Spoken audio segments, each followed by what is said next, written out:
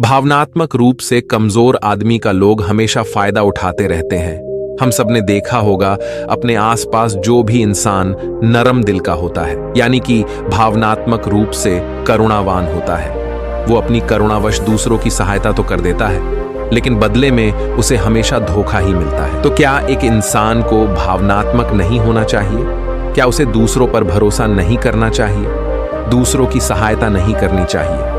क्या करुणावान और संवेदनशील होना कोई गुनाह है, कोई गलती है? पाया तो ये जाता है कि संवेदनशील आदमी दिल का अच्छा होता है, दूसरों की सहायता करता है, दूसरों का ख्याल रखता है, दूसरों से प्रेम करता है। प्रेम भी तो एक संवेदना ही है, वो भी तो भावना का ही रूप है। तो क्या प्रेम करना भी गलत हो जाता है? और ये तो आप सबको पता होगा कि प्रेम तो आध्यात्मिक साधना का एक बहुत महत्वपूर्ण कदम है। तो किस प्रकार एक इंसान समाज में संवेदनशील, करुणावान और दयालु यानी कि एक अच्छा आदमी बनकर रह सकता है, ताकि लोग उसका फायदा भी ना उठा पाए और वो अपने मन की अच्छाई, अपने मन की कोमलता, करुणा सब कुछ बरकरार भी रख सके। आज की कहानी के माध्यम से आपको कुछ ऐसे तरीके पता चलेंगे जिससे आप धोखा खाने से खुद को बचा सकते हैं।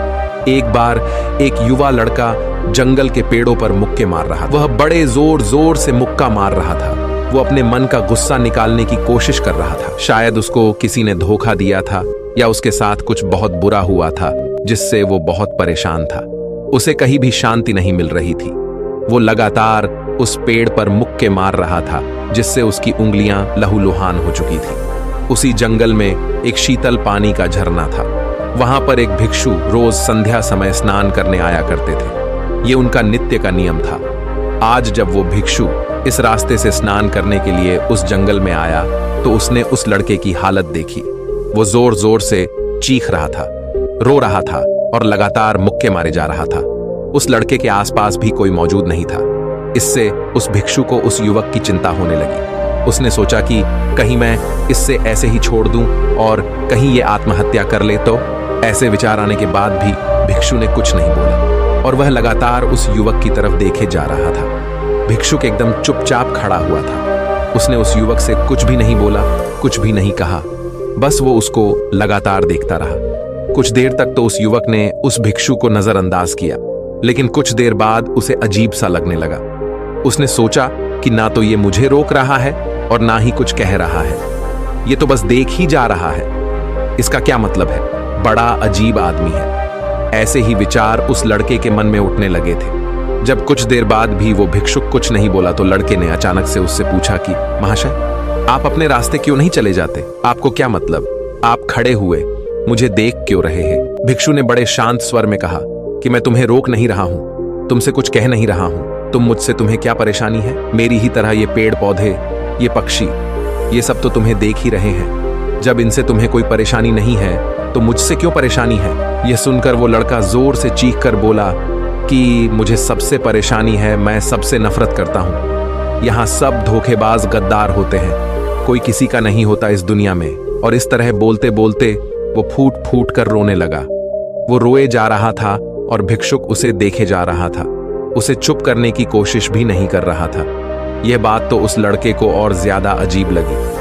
अब रोना छोड़कर उस लड़के ने सीधे खड़े होकर उस भिक्षु से कहा, बड़े अजीब आदमी हो आप। आपके सामने कोई इंसान रो रहा है, दुखी है, परेशान है, और आप उसे चुप भी नहीं कर सकते। आपके मन में बिल्कुल भी संवेदना नहीं है। बड़े अजीब और कठोर हृदय साधु है। आपको अपने साधु होने पर खेद होना चाहिए। से ही ना जाने क्या क्या उल्टी सीधी बातें वो युवक उस भिक्षु को सुनाने लगा। बाद जब युवक की सारी भड़ास निकल चुकी थी, तब भिक्षु ने बड़े ही शांत स्वर में कहा कि आज मैं तुम्हें कंधा दे सकता हूं, तुम्हारे आंसू पोंछ सकता हूं, लेकिन इससे तुम्हारी समस्या का समाधान नहीं होगा।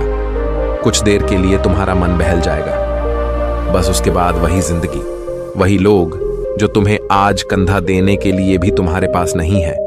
फिर से तुम उसी जिंदगी में लौट जाओगे। कोई तुम्हें धोखा देगा, कोई तुम्हारा फायदा उठाएगा और तुम अपने मन को ऐसे ही तकलीफ पहुंचाते रहोगे। तो आंसू पोंछने की बजाय तुम्हें मुझसे कुछ ज्ञान की बातें लेनी चाहिए, जिससे तुम्हें जीवन में कोई भी धोखा ना दे सके, तुम्हारी अच्छाई का कोई भी फायदा ना उठा सके। याद रखना, आंसू पोंछने वाले तो तुम्हें बहुत मिल जाएंगे, लेकिन ज्ञान और सही समझ देने वाला कभी कभी कोई इंसान मिलता है। भिक्षु ने उसे बताया कि मैं पासी के झरने पर स्नान करने के लिए जा रहा हूं। बड़ा ही शीतल पानी है वहां का। अगर तुम चाहो तो तुम भी मेरे साथ चल सकते हो। यहां पर अकेले परेशान होने से अच्छा है कि तुम झरने के शीतल पानी में स्नान करो, जिससे तुम्हारा दिमाग, तुम्हारा मन, मस्तिष्क और तुम्हारा शरीर सब कुछ पवित्र हो जाए। यह सुनकर वो लड़का उस भिक्षु के पीछे पीछे चला गया। जंगल के बीचों बीच रास्ता झरने की तरफ जाता था। जंगल में सन्नाटा छाया हुआ था। उनके पैरों तले सूखे पत्तों के चरमराने की आवाज पूरे जंगल में गूंज रही थी।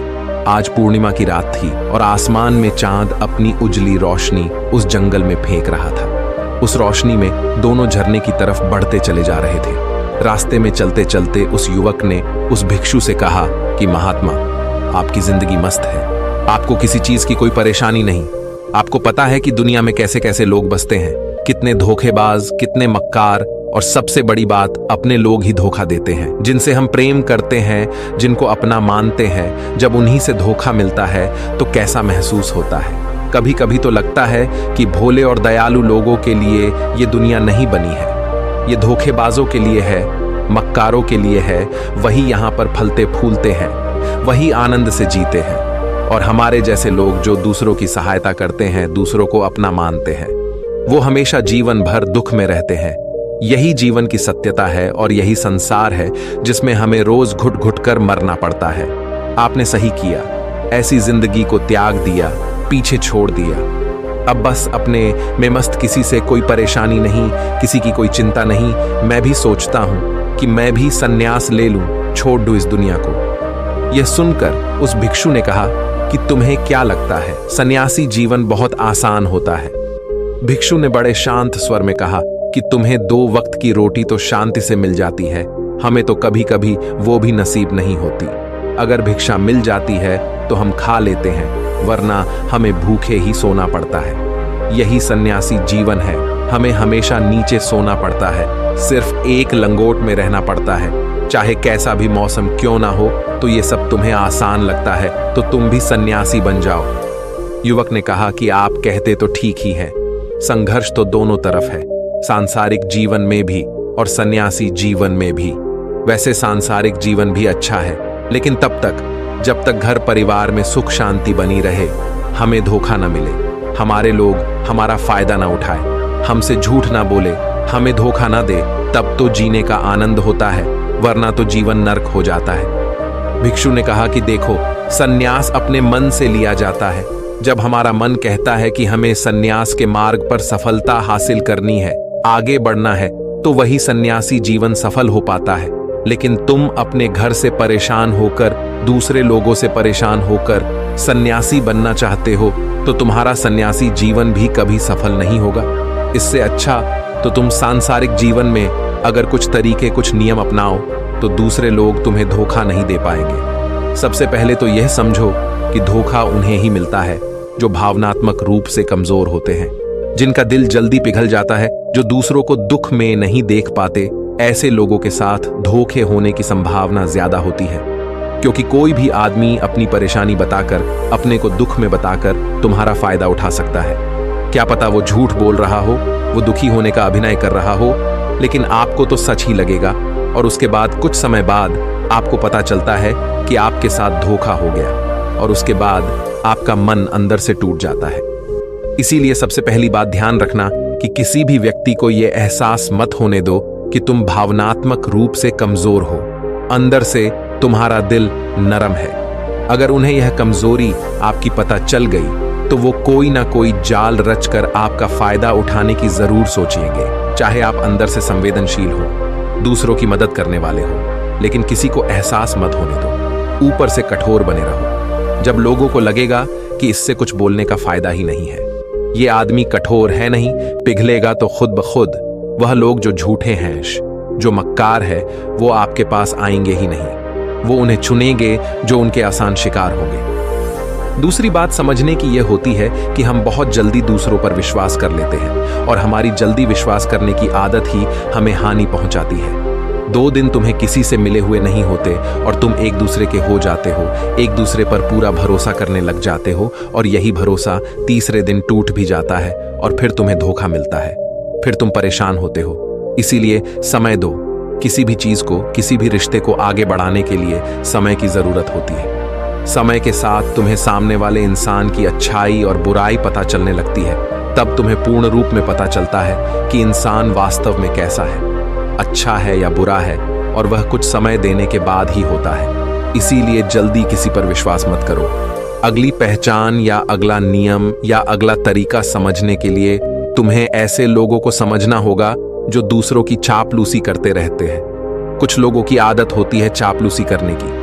आपके सामने आपकी बड़ाई करेंगे, आपके बारे में अच्छा अच्छा बोलेंगे और आपको लगेगा कि ये इंसान कितने अच्छे हैं, मेरे से कितना प्यार करते हैं, लेकिन वास्तव में उनकी वो चापलूसी एक जाल होती है ताकि वो आपका दिल जीत सके। और उनको चापलूसी करने का मौका तभी मिलता है जब आप दिखावा करते हैं। अगर आप उनकी चापलूसी से प्रभावित ही नहीं होगे तो कुछ समय बाद वो चापलूसी करना बंद कर देंगे। इसीलिए किसी के सामने दिखावा मत करो, वरना तो आप आकर्षण के केंद्र बन जाते हो। लोगों को लगता है कि शायद इसके पास बहुत धन संपदा है, इसीलिए इतना दिखावा कर रहा है, और इसी वजह से जो लोग आपका फायदा उठाना चाहेंगे वो आपके करीब आने की कोशिश करेंगे, आपकी चापलूसी करने की कोशिश करेंगे। अगला नियम बताते हुए भिक्षुक वृक्षों के झरने की तरफ इशारा किया। वो झरने के पास पहुंच चुके थे। युवक को भी एहसास हो गया था क्योंकि वहां पर ठंडी ठंडी हवा चल रही थी। ढलान की तरफ जाते हुए भिक्षु ने कहा कि सांसारिक जीवन में एक बात समझने की ये होती है कि हम जिसकी सहायता कर रहे हैं, चाहे किसी भी रूप में, धन से, शारीरिक रूप से, आज इस भी अवस्था में हम किसी की सहायता कर रहे हैं, तो हमें यह ख्याल रखना चाहिए कि सामने वाला वापस कभी भविष्य में हमारी सहायता करने योग्य भी है कि नहीं है। अगर किसी को पैसा उधार दे रहे हो तो यह समझो कि उसके पास आपका कोई साधन है कि नहीं है। कल भविष्य में वह तुम्हें वापस कर पाएगा कि नहीं कर पाएगा। अगर वो नहीं करेगा तो तुम्हें तकलीफ होगी, तुम्हें दुख होगा।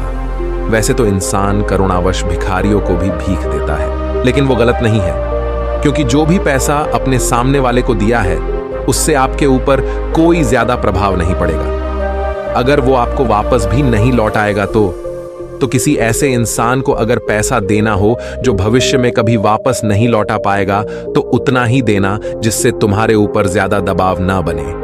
अगर वो वापस भी ना लौट आए तो तुम्हें ज्यादा दुख ना पहुंचे। अब तक वो दोनों झरने पर पहुंच चुके थे। दोनों ने अपने कपड़े उतारे और उस झरने के शीतल पानी में कूद पड़े। पानी बहुत ठंडा था। उन दोनों की सारी थकान, सारी उदासी पल भर में ही दूर हो गई। स्नान कर लेने के बाद दोनों एक पेड़ के नीचे उस झरने के सामने ही बैठकर बातें करने लगे।